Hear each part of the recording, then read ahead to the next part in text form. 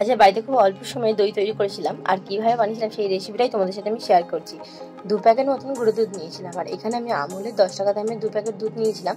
তোমরা চাইলে কিন্তু লিকুইড দুধের সেম রেসিপিতে দইটা তৈরি করতে পারো, খেতে দুর্দান্ত হয়েছিল।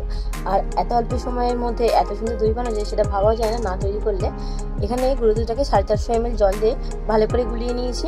ব্যাস, এটাকে একটা সাইডে রেখে দেবো। আর একটা ফ্রাইং প্যানে আমি 2 চামচ চিনি দিয়ে খুব সুন্দর করে ক্যারামেলটা তৈরি করে নেবো। গ্যাসের ফ্লেমটাকে মিডিয়ামে রেখে চিনিটা যতক্ষণ বাদামি কালার হয়ে আসছে নাড়াচাড়া করে নিচ্ছি। আর খুব কিন্তু বাদামি কালার করা যাবে না, চিনিটা পুড়ে যাবে আর তেতো ভাবটা চলে আসে। চিনিটা হালকা বাদামি কালার চলে এলে এর মধ্যে অল্প একটু দুধ দিয়ে ভালো করে সবার মধ্যে মিশিয়ে নিতে হবে। তারপরে বাদবাকি দুধটা কিন্তু এখানে দিয়ে দেবো।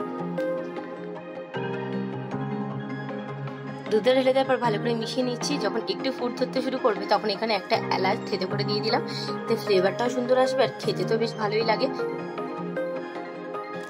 দুধে যখন অল্প একটু ফুটে কমে আসবে তখন এর মধ্যে 50 গ্রাম চিনি দিয়ে দিয়েছিলাম, আর 500 ml দুধের জন্য 50 গ্রাম চিনি যথেষ্ট, নইলে অতিরিক্ত মিষ্টি হয়ে যাবে।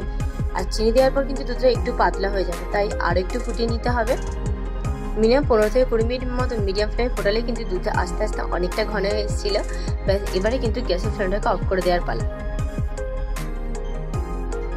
ফুটে ফুটে দুধটা অনেকটাই কমে এসছে। আর দই বসানোর জন্য সবসময় চেষ্টা করবেন যতটা দুধ নেবেন তার অর্ধেক যতক্ষণ হচ্ছে দুধটা ফুটিয়ে নেবেন। গ্যাসের ফ্লেমটাকে আমি অফ করে দিচ্ছি আর এটা ঠান্ডা হওয়ার জন্য রেখে দিচ্ছি। দই বসানোর জন্য দুধটা কিন্তু খুব গরম অবস্থায় বসানো যায় না, হালকা একটু গরম থাকবে এই অবস্থায় কিন্তু দইটা বসাতে হয়। এখানে 3 চামচ দই আগে থেকেই আমি জল ঝরিয়ে নিয়েছি, একটা বাটির মধ্যে দিয়ে ভালো করে ফেটিয়ে নিচ্ছি।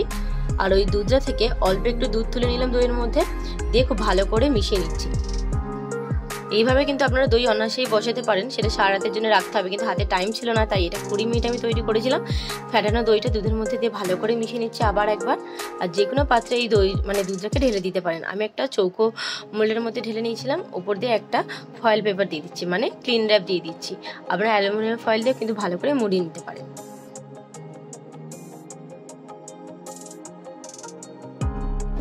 ভালো করে মুড়ে নেওয়ার পর ওখানে একটা পাত্রে আমি জল গরম করে নিয়েছিলাম। এবারে দই পাত্রটা বসিয়ে ওপর দিয়ে ঢাকনা দিয়ে লো ফ্লেমে 20 থেকে 25 মিনিট মতো এটাকে ভাপ দিলে তৈরি হয়ে যাবে আমাদের 20 মিনিটের দই।